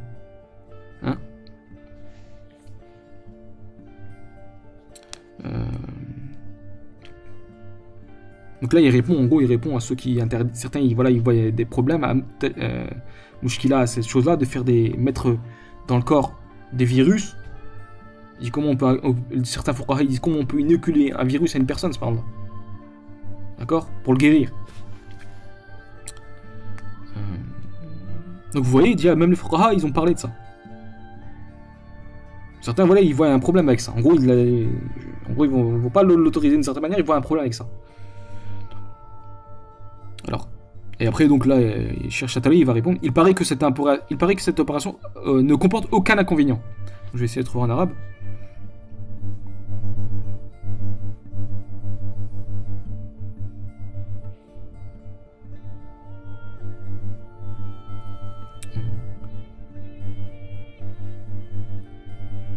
والأظهر أن هذا العمل, donc le plus prépondérant, en gros l'apparent de ce qui ressort de ces études, c'est ce qu'il dit Shir Shatri d'après ce qu'on lui a répondu, d'accord, sur certaines choses. أن هذا العمل لا حرج فيه بل هو من القربات. En gros voilà, ils ont traduit. Il paraît que cette opération, le plus vraisemblable, en gros, c'est que ces opérations ne comportent aucun inconvénient. Il n'y a pas de mal. Il n'en résulte pas de mal. D'accord? Je rappelle, comme ça c'est Shir Shatri, il répond de ce qu'il connaît. D'accord? C'est pas parce que c'est un aïm qu'il a toute la connaissance infuse. Non. Un savant, il n'a pas toute la connaissance infuse. Il n'a pas toutes les connaissances. Non, abadan, c'est impossible. Il peut avoir des connaissances générales sur un sujet, mais pas au point de tout répondre. C'est pas possible. Donc il faut chercher après voir le mieux savant qui a exposé ces choses-là. Qui dit donc pour lui apparemment il n'y aurait pas d'inconvénient, et ce serait même une chose à moyen de se rapprocher d'Allah dans le sens pour se soigner, car l'inoculation de la matière nocive n'entraîne pas un dommage. mais malheureusement, il y a des dommages. Il y a des dommages, il y a des gens, ils ont eu des choses. D'accord? Oui. Mieux, elle réalise un avantage puisqu'elle protège le vacciné de la maladie grave, ce qui prouve qu'il n'est pas interdit de prendre cette injection. Extrait d'une conférence sur le thème dispositions juridiques concernant les épidémies. انتهي من محاضرة بعنوان أحكام فقهية تتعلق بالأوابئة. D'accord, et là vous avez la source. D'accord. Donc voilà, les savants, ils vont aller chez les médecins. D'accord. Et vous avez vu que même il y a des fuqaha qui ça va poser problème, qu'on injecte. Donc ça veut dire qu'ils ne vont pas recommander cette chose-là. D'accord. Donc dire que les savants, ils ne parlent pas, c'est pas vrai. Et ça, c'est prouvé. D'accord. Et vous allez voir dans la fatwa, elle va plus loin encore. Et elle répond à ce qui est nocif aujourd'hui. Parce que c'est vrai, c'est des suspicions, c'est même plus des suspicions, mais parce que pour l'instant les études sont peut-être pas assez poussées, surtout le lobby pharmaceutique, Donc ça répond, comme j'ai dit. Si les gens ils vous disent ouais mais attendez, il n'y a pas d'études qui prouvent que il y a des gens qui sont, parce qu'en ce moment il y a des gens qui meurent du Covid avec des AVC ainsi de suite. Juste hier il y a encore un pompier de Lyon qui a fait un témoignage. Et il a posé la question directement à l'infirmière. C'est un grand hôpital de Lyon. Et il a demandé, il dit ça fait depuis un certain temps que je vois qu'en gros j'emmène des patients d'AVC. Et ils ont fait le vaccin et quelques temps avant. Et il dit à l'infirmière, il dit est-ce que, bon ça va paraître peut-être complotiste. Il pose une question bête, entre guillemets toute bête le pompier, c'est ce qui est normal. Il faut se questionner. Il faut arrêter de faire les bébêtes, genre non c'est complotiste. Non. Il a raison de se questionner les gens. C'est un pompier, il travaille, il sait ce qu'il voit le frère. Inch'Allah sera un frère. Il sait ce qu'il voit. C'est un pompier, il travaille tous les jours. Et à chaque fois, ce qu'il demande, les pompiers, ils disent bah voilà. Ils demandent s'ils ont fait les injections, le vaccin. Et ce qu'il a remarqué, voilà, c'est qu'il y a beaucoup plus, depuis un certain temps, c'est qu'il y a des gens qui font des AVC, ainsi de suite. Et l'infirmière, elle a dit oui. Il y a une corrélation. Il dit ça va être de pire en pire. Et l'infirmière, elle lui aurait dit on a remonté ça en haut, mais pour l'instant, il n'y a pas de retour. El-Mouhim, c'est pour dire que ceux qui accusent les gens, dire qu'il n'y a pas d'informations de ces laboratoires comme quoi. C'est normal, déjà, ces laboratoires, c'est des corrompus. On a vu AstraZeneca, Pfizer, Johnson & Johnson, ils ont eu des millions, voire des milliards d'amendes pour données frauduleuses, corruption de données. Et en gros, glissement de... occulte. Versement d'argent occulte, en gros, des sous de table. Donc, forcément, ces gens-là, ils ont un lobby, ils ont des choses à défendre. Ils vont pas faire en sorte que, ah bah non, mince, il y a des dangers. Ils vont dire, oui, s'il faut des études, ils vont dire, oui, il y a des dangers, mais voilà, les bénéfices sont plus. Ah bon? Quand on voit tous les gens qui sont en train de mourir à cause de ça, excusez-moi, il y a des grosses questions à se poser. Et c'est normal que les gens, ils ont peur, qu'ils se posent des questions. Et comme je dis, si vous dites que ces gens-là, AstraZeneca, ça, ils ont dit qu'il n'y a pas de problème. Déjà, en plus, ça va durer jusqu'à 2023, voire 2022-2023, les essais. En gros, donc on est en cours d'expérimentation, d'accord? En gros, vous êtes des cobayes. En gros, les gens sont des cobayes. Vous êtes comme des rats de laboratoire. Parce que c'est en cours d'expérimentation. Et ça, les trucs en expérimentation, c'est dans les laboratoires que ça se fait. Chez les rats. Donc, en gros, ceux qui font les vaccins, sans vous rendre compte, vous êtes des rats de laboratoire. Alors, les gens vont vous dire majoritairement, oui, j'ai rien. Oui, d'accord, peut-être on va dire peut-être, je dis bien peut-être parce que j'en sais rien. Et ni vous en savez rien, parce qu'on n'a pas consulté les gens du monde entier, d'accord? On ne sait pas ce qui se passe exactement. Tout ce que je sais, c'est qu'il y a de nombreux gens qui sont en train de mourir. Et des gens, beaucoup, ils parlent de ça, qui sont en train de mourir à cause de... Il y a des fortes présomptions sur des gens qui sont en train de mourir à cause des vaccins. ARN, déjà c'est même pas un vaccin, mais c'est bref, c'est le truc génétique, bref. D'accord? Donc bref. Pour vous dire, donc ceux qui vous répondent, oui, mais AstraZeneca, tout ça, ou Pfizer, ou ça, ainsi de suite, ils ont dit qu'il n'y a rien. Ou ils disent rien pour l'instant. C'est normal, déjà, c'est en cours. D'accord? Donc vous êtes les cobayes, vous, les êtres humains qui se font vacciner. Et de deux, comment vous pouvez me citer ces gens-là qui sont corrompus? Johnson & Johnson, AstraZeneca, Pfizer, des millions et des milliards d'amendes pour corruption de données. Données frauduleuses. Et en gros, toute table. Voilà. Donc comment vous pouvez me faire confiance, comment vous pouvez me parler avec des gens comme ça? Donc là, après, il y a وينظر كلام الشيخ عبد الله العزيز ابن باز رحمه الله في الجواب. Donc après, il donne une autre source. Voir les propos du Cheikh Abdullah Aziz ibn Baz رحمه الله en réponse à la question 20276. peu importe que les matières à usage licite soient tirées de virus ou de bactéries. Donc on continue à fatwa. Ou d'autres sources, car tout cela relève de la catégorie de ce qu'il est permis de prendre quand on est sûr qu'ils entraînent de bons effets. Voir le jugement prononcé à propos des traitements à l'aide de poisons et l'usage des injections dans le cadre de la réponse donnée à la question 109 424. D'accord? Il faut bien comprendre ce qui est dit, d'accord? Il parle par exemple, si certains ils vont dire, voilà, des fois, il y a dans certaines substances, il y a du porc. Mais tellement que c'est mélangé qu'après, tu n'en trouves pas les traces, hormis vraiment si tu t'approfondis. Certains savants vont autoriser ces choses-là, et d'autres vont interdire. Comme dans la gélatine. Certains savants, même s'ils contiennent de la gélatine porcine, ils vont te dire que tu peux manger parce que c'est à un tel point que c'est transformé que, en fait, les traces, il n'y a pratiquement plus rien. Et c'est vraiment, voilà, il faut vraiment approfondir, en chercher, voilà, pour découvrir qu'il y a ça. Certains autorisent et certains interdisent. D'accord, c'est tout. Et donc là, c'est pareil pour les vaccins. Certains autorisent même s'il y a par exemple de la gélatine porcine, ainsi de suite. Et d'autres interdisent. Comme on a vu, il y a certains fuqaha qui, concernant qu'ils injectent en gros, ils injectent le virus, ça leur pose problème. En gros, ils seront pas pour. D'accord. Donc les savants, vous avez vu, ils ont pareil. Et encore une fois, à chaque fois, il y a un côté comme de l'autre.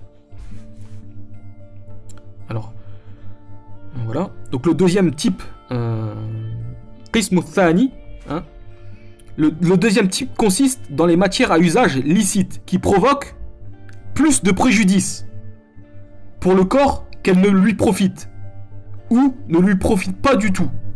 D'accord? Là, il parlait des premiers. La première catégorie, c'est mince, on était où? La première, c'est dont les expériences a prouvé que le protège contre une maladie déterminée avec la permission d'Allah. D'accord? Donc ça, il y a première. C'est prouvé que ça a des bénéfices. Et même, il répond après aussi, il dit même si il contient certaines choses, d'une certaine manière, qui sont entre guillemets illicites. D'une certaine manière illicite. Il dit tant que ça profite, par rapport à certains savants, ils disent que tu peux prendre ces choses-là. D'accord? Comme j'ai dit, par rapport avec la gélatine de porc, certains ils ont autorisé. Dans le sens parce que voilà, il y a vraiment on voit presque plus, il y a pratiquement plus de traces, c'est impossible presque, sauf vraiment si tu vraiment t'approfondis. Et d'autres ils ont interdit. Mais lui, voilà, le Cheikh Satari, il dit que voilà, il dit même s'il y a certaines choses, voilà, tu peux parce que c'est bénéfique. D'accord? Et il dit après, il parle de la deuxième catégorie. Le deuxième type consiste dans les matières à usage licite qui provoquent plus de préjudice pour le corps qu'elles ne lui profitent ou ne lui profitent pas du tout. Nul doute que la prise de telles injections n'est pas permise, car il nous est interdit de nous porter atteinte à travers la consommation d'aliments, de boissons, de médicaments et d'autres.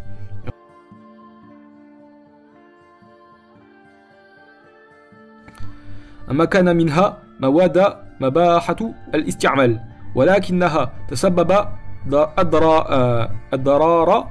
أضرارا للبدن أكثر من نفع أو لا يكون فيه نفعا أصلا وهذه لقاحة لا شك فيه عدم جواز تناولها لما نهينا عنه من الإضرار بأنفسنا في مطعومة ومشروبة والأدوية وغير ذلك وينظر الجواب سؤال رقم.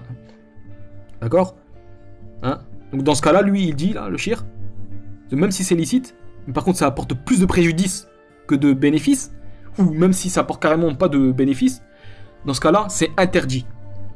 Même si c'est des choses qui sont licites, si ça apporte plus, s'il y a plus d'inconvénients, si ça apporte plus de préjudice que ça fait de bénéfices, alors on prend pas.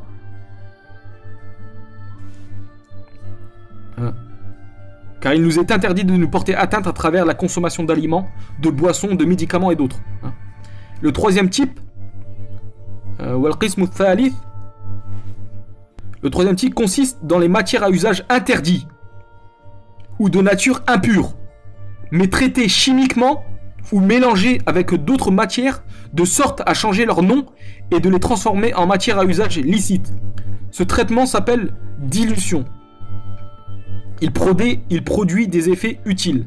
Là, on va rentrer dans la catégorie ce qui nous intéresse. On lit dans l'encyclopédie arabe, Qism al-Thalith, وفي موسوعة العربية العالمية, on lit dans l'encyclopédie arabe universelle, certaines injections sont encore fabriquées à partir de dérivés ou sécrétions d'agents pathogènes. D'autres groupes d'injections sont extraits d'agents vivants qui ressemblent aux agents pathogènes. Ils immunisent et ne provoquent pas de maladie. Il est permis, donc là voilà, c'est la fin de la parole. Il est permis d'en prendre, donc le Cheikh Châtelet répond, il est permis de prendre ces injections car la dilution des matières leur fait perdre leur nom et caractéristiques naturelles, ce qui entraîne le changement du jugement et permet en gros de prendre et partant. Parce que excusez-moi, parce que là c'est en fait des fois le mot il est attaché puis en gros ce qui entraîne le changement du jugement et attends, j'en cherche.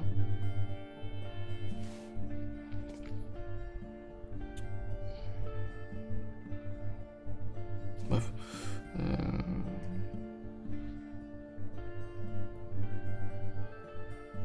Voilà. Ce qui entraîne le changement de jugement, parce que là, c'est une chose qui est licite à la base, mais vu qu'il y a du changement, ça devient licite par cette chose-là, vu qu'il n'y a plus rien, en gros, c'est vraiment du changement qu'il y a. Ça porte, pour eux, certains savants, ça porte plus le même jugement. Ça porte plus le même nom, et voilà, c'est un changement carrément. Ce qui entraîne le changement du jugement et, en gros, permet de leur usage licite. Permet de rendre leur usage licite, voilà.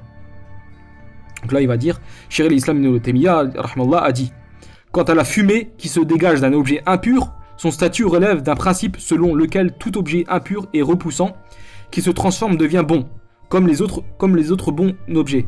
Par exemple, une goutte de sang ou un morceau d'un cadavre et du porc qui tombe dans un appareil de raffinage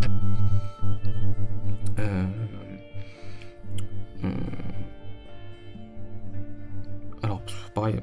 Donc, par exemple, une goutte de sang ou un morceau d'un cadavre ou du porc qui tombe dans un appareil de raffinage n'empêche pas celui-ci d'être du sel comme les autres. Ah oui, du sel. Un raffinage du sel n'empêche pas celui-ci d'être du sel comme les autres. C'est pas parce qu'il y a telle chose qui tombe dedans que ça vient plus du sel, d'accord? Pour Cheikh al-Islam ibn Taymiyyah et d'autres, d'accord?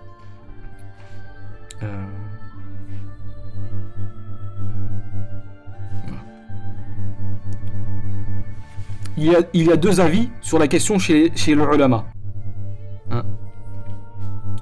Il y a deux avis. Il y a deux avis sur la question chez les ulama sur ça. Un avis selon lequel la matière reste impure. C'est l'avis de Shafi'i. Il est aussi l'un des avis attribués à Malik. Donc ça reste impur, c'est-à-dire que tu peux pas le prendre à la consommation, donc c'est un vaccin. Si c'est un truc qui a des choses impures, pour certains savants, tu peux pas le prendre. En gros, là j'extrapole pour les vaccins, d'accord? Il y a deux avis sur la question chez les ulama. Un avis selon lequel la matière reste impure. C'est l'avis de l'imam Shafi'i. Il est aussi l'un des avis. C'est un des avis attribués à Malik. C'est encore l'avis le plus répandu au sein des disciples d'Ahmad. Et l'un des avis rapportés de lui sur la question. Et c'est aussi l'un des avis de l'imam Ahmad. L'autre avis est qu'elle est pure. Que même si cette chose-là, qui est impure, elle rentre dans cette chose-là, elle devient pure par cette chose-là. La consommation, tu peux le faire, ou tu peux te l'injecter par rapport au vaccin. C'est ce qui se dégage des doctrines, en gros des madhab de l'imam Abu Hanifa et de Malik. Parce qu'il y a un autre avis de l'imam Malik. Selon l'un des deux avis rapportés de lui. Donc d'accord, de l'imam Malik, parce qu'il y a un avis qui dit que c'est impur. Pour l'imam Malik, c'est impur. Si une chose tombe et dedans et ça rentre, donc c'est impur. Et il y a un autre avis que de l'imam Malik qui dit que c'est pur. Selon l'un des deux avis rapportés de lui. Et Ahmed, selon l'un des deux avis rapportés de lui. Alors pareil, l'imam Ahmed, lui, il a dit il y a un autre avis aussi qui dit que c'est pur. D'accord, il y a deux avis, mais oui, d'accord. Selon la doctrine, selon le madhab des Zahirites et d'autres, ces matières sont propres. D'accord? Wa madhab ahlu Zahir wa ghayruhum anaha tathir. Selon les Zahirites et d'autres, c'est pur. C'est propre. Ces avis est absolument juste. car ces matières ne sont pas concernées ni dans la forme ni dans leur fond, par les textes qui interdisent les matières impures. Aussi, ne sont-elles ni interdites ni assimilables à ce qui est interdit. Leur interdiction ne repose sur aucun fondement.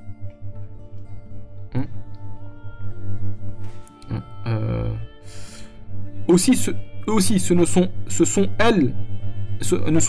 sont-elles ni interdites ni assimilables à ce qui est interdit. Leur interdiction ne repose sur aucun fondement. Donc en gros, il répond, Cheikh Chattari, pour ceux qui interdisent ces choses-là, ou c'est les madhab zahirites et ainsi de suite, ils disent que voilà, ceux qui interdisent, qui disent que c'est impur, quand il y a une chose impure qui rentre dans une chose, qui est illicite, à la base une chose qui est illicite, puis après il y a une chose impure qui rentre dedans, certains interdisent, ils disent que, ils répondent à ceux-là, qui disent que c'est impur, leur interdiction ne repose sur aucun fondement. Ceux qui interdisent, ils disent qu'ils n'ont pas de fondement pour ceci. Mais bon, on peut en discuter parce que ça, ce serait une question sans fin. Il faut vraiment rechercher encore plus en profondeur pour ça. Mieux, les textes traitant des manières licites les englobant, car elles sont bonnes. En outre, elles intègrent les choses dont la licité fait l'objet d'un consensus. Encore une fois, bon, le ijma', hein, pour moi, c'est un fourre-tout aujourd'hui. On brandit le ijma' comme ça, c'est voilà, c'est vite fait réglé, quoi. Alors que voilà, je pense que c'est beaucoup plus complexe, la musta'an. Aussi, les textes et le raisonnement vont dans le sens de leur caractère licite, extrait de Majmou' al-Fatawa. Hein, donc ça, c'est du Cheikh Islam. Tout ce qu'on a vu là, par rapport aux madhahib, ce qu'ils disent sur les choses qui est licite, une chose qui est licite et après il y a une chose qui est illicite qui tombe dedans, est-ce que ça devient impur ou est-ce que ça devient pur?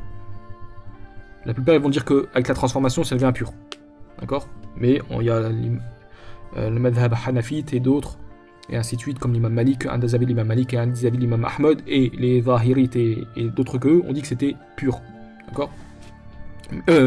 Oui. Non, excusez-moi. Donc, le premier, il y en a qui l'interdisent, comme l'imam Shafi'i, ils disent que c'est impur, donc interdit à l'utilisation. Comme l'imam Shafi'i, et un des avis de l'imam Malik, et aussi les élèves de l'imam Ahmed, et un avis de l'imam Ahmed lui-même disent que c'est impur, donc interdit à l'utilisation. Il y a l'autre avis qui te dit que c'est pur, même si une chose qui est impure rentre dedans. Mais vu qu'il y a transformation, voilà, ça devient pur, par ce seul procédé-là. Et ça, c'est l'avis de l'imam de l'école de Hanafite. C'est l'un des avis de l'imam Malik, qui est rapporté de lui, et aussi l'un des avis de l'imam Ahmed, que c'est pur. Et aussi, c'est le madhab des zahirites, et d'autres que c'est tahir. Tatahir. D'accord?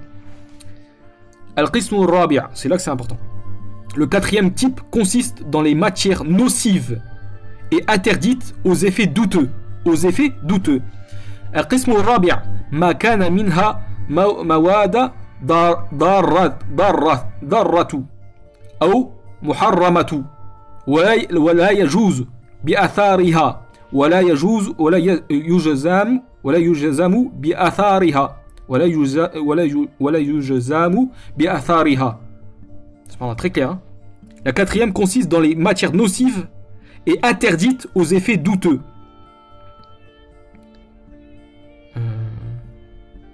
Ou muharramatun, ou interdites, d'accord? Interdites, hein, qui portent préjudice. Ceux qui portent préjudice et qui sont interdites. ولا يجوز بأثارها, aux effets douteux, en gros. Voilà, d'accord. Là il dit وهناك اختلاف بين الأطباء وهناك اختلاف بين الأطباء والمتخصصين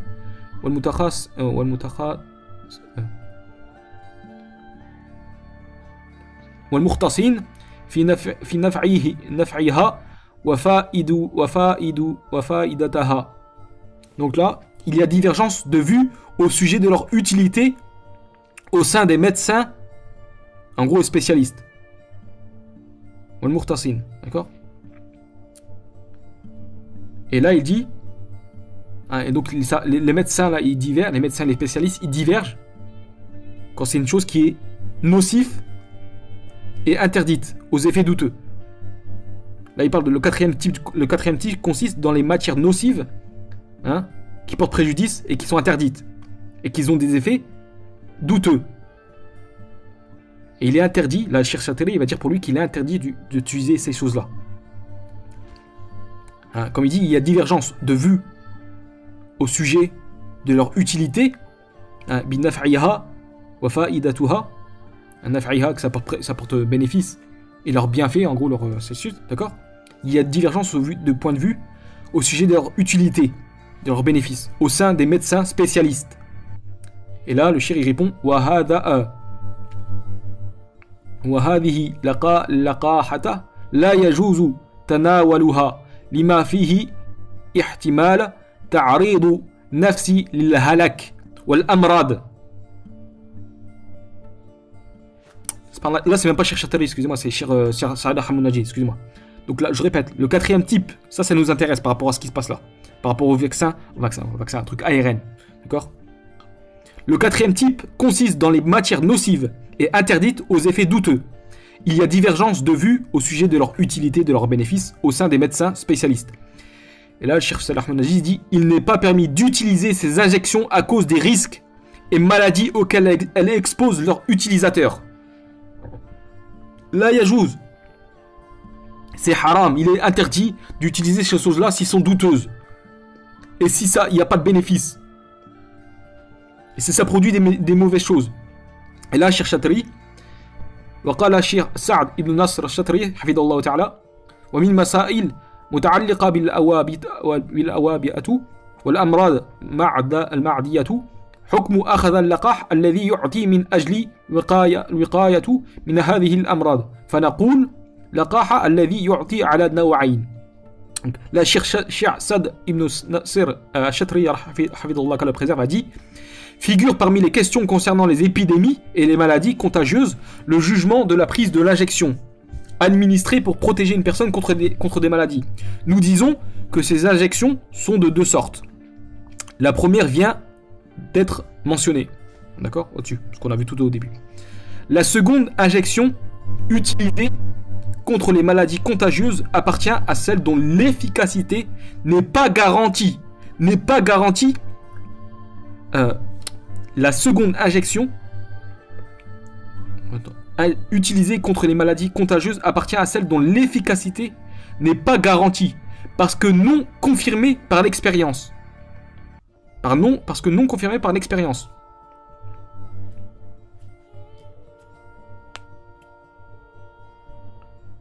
لم يتأكدوا من أثاره ولم يعرفوا بتجربته بعد.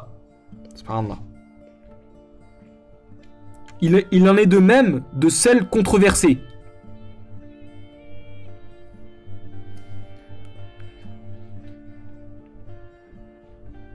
Allez. Il en est de même de celle controversée par les médecins au point que leurs usages ne peuvent s'appuyer sur rien car aucune opinion de spécialiste ne prévaut. D'accord? À partir du moment qu'il y a une divergence. C'est ça, hein? Parce qu'il y a des médecins qui alertent. Par exemple, l'ARR, c'est Pfizer, tout ça, un truc comme ça. Il y a des médecins qui alertent, c'est vrai, c'est une réalité. Mais bien sûr, on va cacher parce que aujourd'hui, c'est fait exprès pour cacher. أو اختلاف الكلام الأطباء فيه بحيث لم يتعمد الإنسان على شيء ولم يتراجح لديه شيء من أقوالهم. Il en est de même de celles controversées par les médecins au point que leurs usages ne peuvent s'appuyer sur rien car aucune opinion de spécialiste ne prévaut. Et c'est ce qui se passe, les médecins en ce moment. Il y en a qui vont dire non, il n'y a pas de souci, en gros. Voilà. Et s'il y a des effets secondaires, sont minimes. S'il y a des morts, c'est minime. Mais sincèrement, non mais les gens ils réfléchissent ou quoi? Ils sont bêtes à ce point-là. Est-ce que toi, tu prendrais le risque? C'est comme je vais prendre le même exemple que le docteur Louis Fouché qu'il avait dit quand il était sur CNews.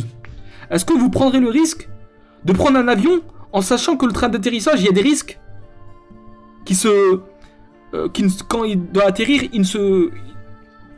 il marche pas? Est-ce que vous prendrez ce risque?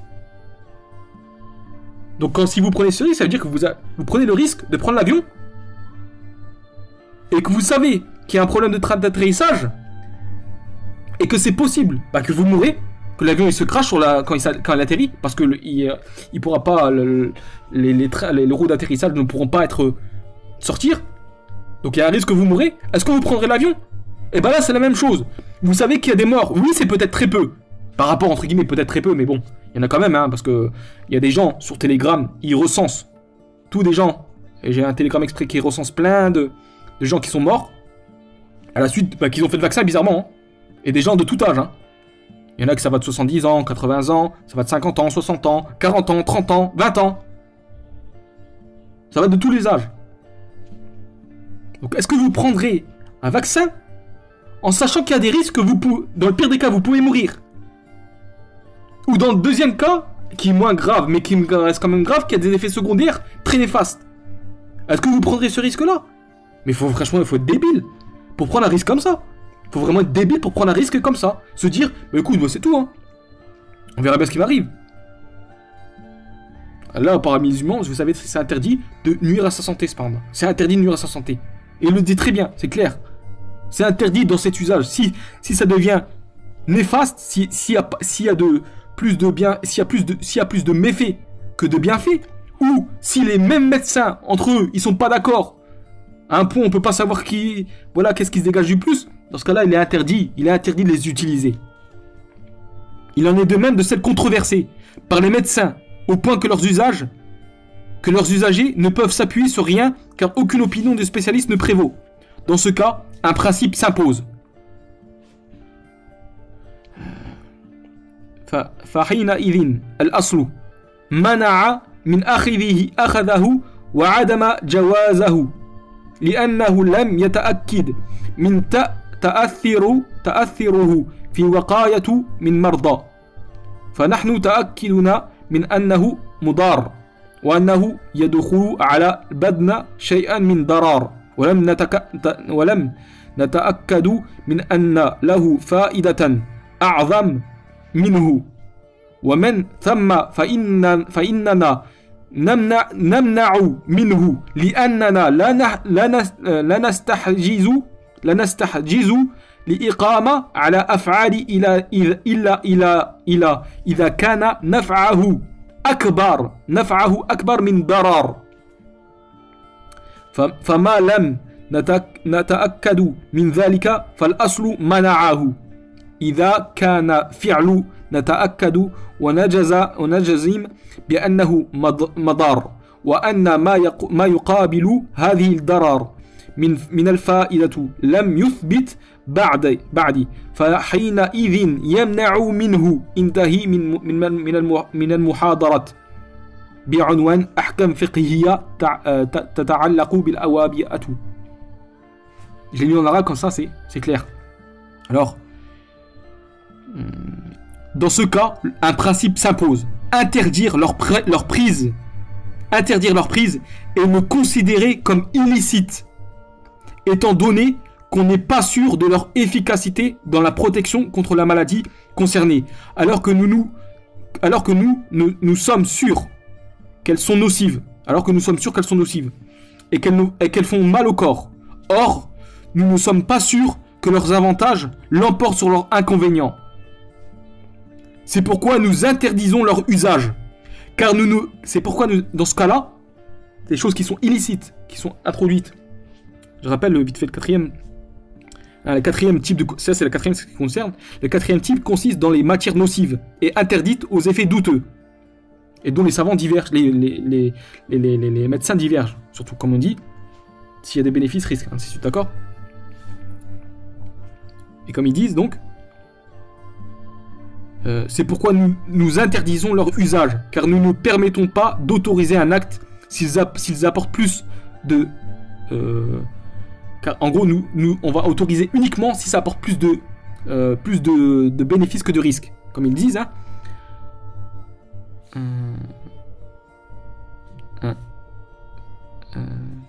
لأننا لا نستحجز الإقامة على فعل إلا إذا كان نفعه أكبر من ضرره. Si on autorise ça, il dit Cheikh Chatri, dans le colloque, en gros, qui est le colloque là, on autorise dans le cas que si c'est plus d'avantages que d'inconvénients.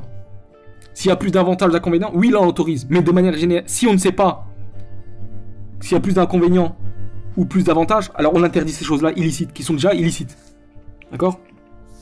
N'étant pas sûr, nous appliquons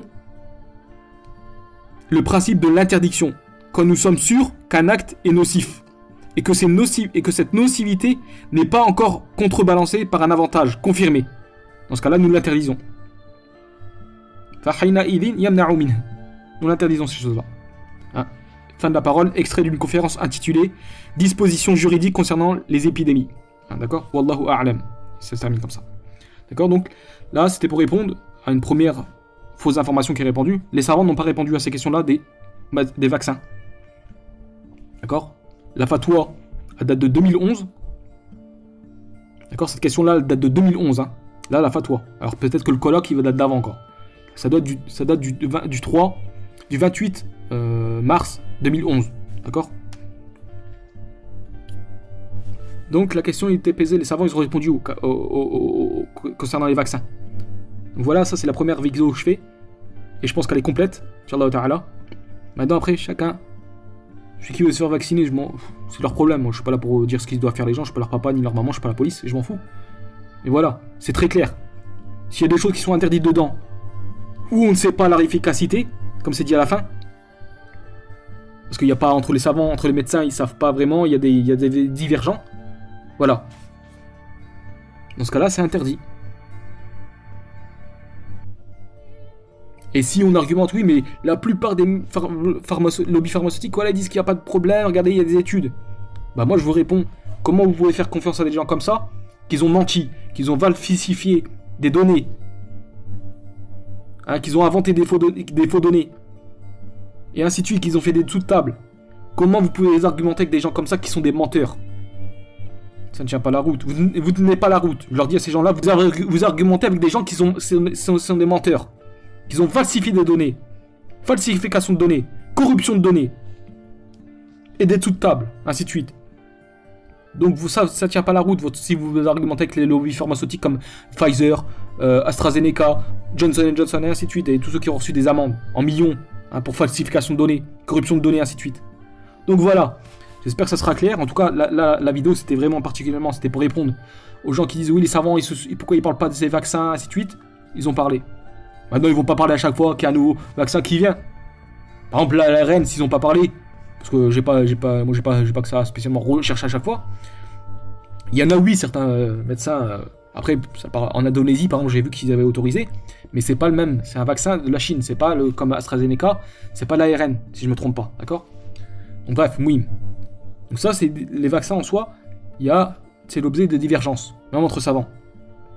Certains ne conçoivent pas qu'on introduise une chose illicite dedans, ils ont des problèmes avec ça, les savants, et donc en gros ils interdisent, ils vont pas autoriser. Et d'autres, voilà, ils disent que tu peux, ainsi de suite.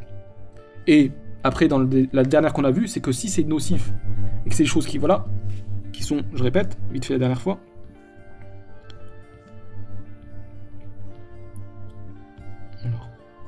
la quatrième type consiste dans les matières nocives et interdites aux effets douteux. Donc on ne sait pas s'ils ont... Voilà. Il y a divergence de vue au sujet de leur utilité au sein des médecins spécialistes. Et pour lui, le cher Mojid dit il n'est pas permis d'utiliser ces injections à cause des risques et maladies auxquelles elles exposent leurs utilisateurs. Comme je dis, là simple, faut pas être sorti de Saint-Cyr, je pense. Même ceux qui disent, qui sont pro-vaccin ou pro-ARN, là, par rapport au vaccin Covid, là, ils te disent, oui, il y a des effets secondaires qui peuvent être très banals, ça va, et d'autres peuvent être pires. Ça peut aller jusqu'à la mort. Mais ils vont vous dire, bien sûr, ces gens-là, ils vont vous dire, oui, mais c'est très peu. Oui, très peu. Bon, maintenant, s'ils vont vous dire 0,5%, oui, mais ça fait combien en nombre de morts dans le monde à cause de ça? Et comme je dis, est-ce que vous prendrez un avion, comme le professeur Louis Fouché l'avait dit, est-ce que vous prendrez un avion et que vous savez que le train d'atterrissage il est défectueux? Et ben là c'est pareil. Vous savez qu'il y a des inconvénients dans ce ARN, ces vaccins, dit vaccins, ARN, Pfizer, tout ça, ainsi de suite. Ça peut provoquer jusqu'à la mort. Est-ce que vous prendrez ce risque-là? C'est tout comme l'avion, le train d'atterrissage. Il peut s'ouvrir, comme il peut ne pas s'ouvrir. Parce que vous savez qu'il y a des risques. Et là c'est pareil avec ce qui se passe avec le Covid là. Il y a des risques. Est-ce que moi je vais prendre le risque de me faire injecter ça en sachant que je peux avoir des effets secondaires très graves et mourir carrément à cause de ça? Est-ce que je prends ce risque là? Faut vraiment être débile, beau. C'est comme tu jouais là, tu joues la roulette russe. Donc, rire. Pour terminer, voilà, moi, la vidéo, c'était spécialement pour répondre à ceux qui disent que les savants n'ont pas répondu, n'ont pas parlé sur les vaccins. C'est faux, on l'a vu un instant, d'accord? Inch'Allah, je mettrai la fatwa dans la description de cette vidéo. Et voilà, faites tourner, comme ça, ça fera taire les gens, qu'ils arrêtent d'accuser les savants de tous les maux, alors que c'est aux gens de se taire, comme on le voit maintenant, d'accord? Et Inch'Allah, j'espère que ce sera bénéfique, n'hésitez pas à liker, à partager, ainsi de suite, hein. Ou même juste partager la fatwa en soi. Comme ça, voilà, ça sera fera connaître. Et la fatwa, elle est en arabe, français, ainsi de suite, en anglais, tout ça, d'accord? Comme je dis, regardez, juste à cliquer là. Hein, arabe, arabia, anglais, espagnol, français, indonésien, d'accord? Donc pratiquement presque toutes les langues, façon pareille, d'accord? Les grandes langues répandues. Donc, wallahu ta'ala alam, hein, on termine toujours par ça. Allah est plus savant. Et Inch'Allah, on se dit à prochaine pour une prochaine vidéo sur le sujet de anti-fake news. Et voilà, j'espère que ça vous sera bénéfique. Barakallahu fikum pour tout, pour votre participation, ainsi de suite. Et on se dit à plus tard, Inch'Allah ta'ala. Wa subhanaka Allahumma wa bihamdika ashhadu an la ilaha illa ant astaghfiruka wa atubu ilayk. Wassalamu alaykum wa rahmatullahi wa barakatuh. Ila liqa akhar, Inch'Allah ta'ala.